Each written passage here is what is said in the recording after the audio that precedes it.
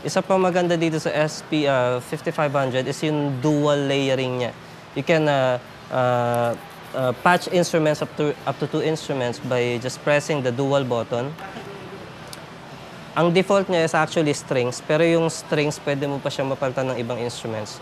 Kapag nakita mo yung voice R2, ang first voice natin kanina, voice R1 is yung stereo grand. Then when you press this dual button, voice R2 is the strings. Ngayon, kung ayaw mo strings, for example, gusto mo ng brass.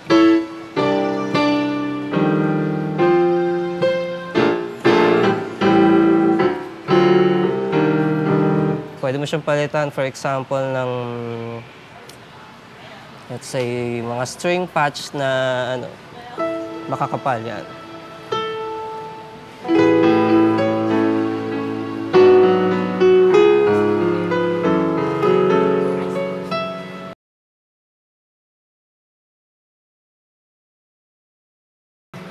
Another thing about SP5500, you can adjust yung yung touch sensitivity niya.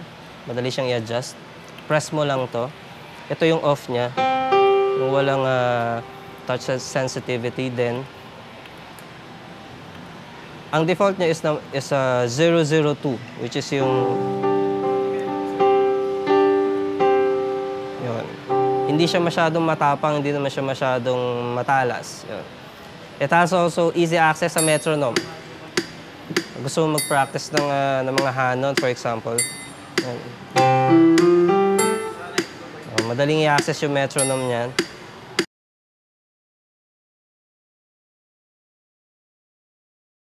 Then another thing, pwede ka makapag-record ng mga simple melodies, mga simple compositions mo by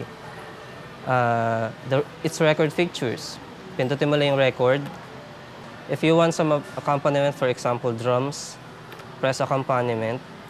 Tapos nagfa-flash dyan yung mismong pulse niya, kung ganyan siyang kabilis. Nakasynchronize na siya eh. Pagka bagsak mo, yun na yun. Record natin yung bass part. Example.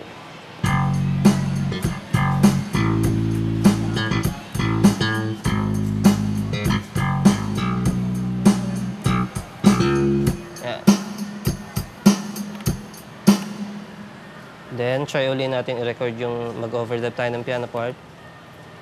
Record.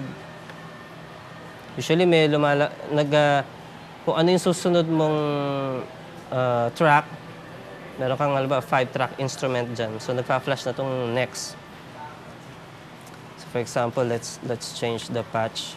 Balik tayo sa piano, for example.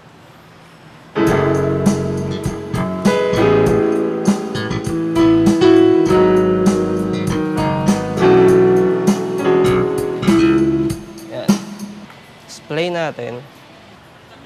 Yan.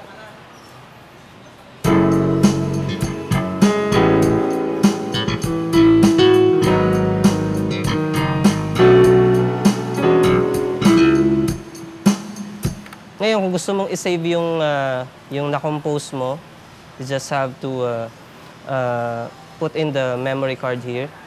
This is a SD card. Then, isa-save mo lang siya through execute button. When you have a menu button, madali rin lang siya mag-save ng files.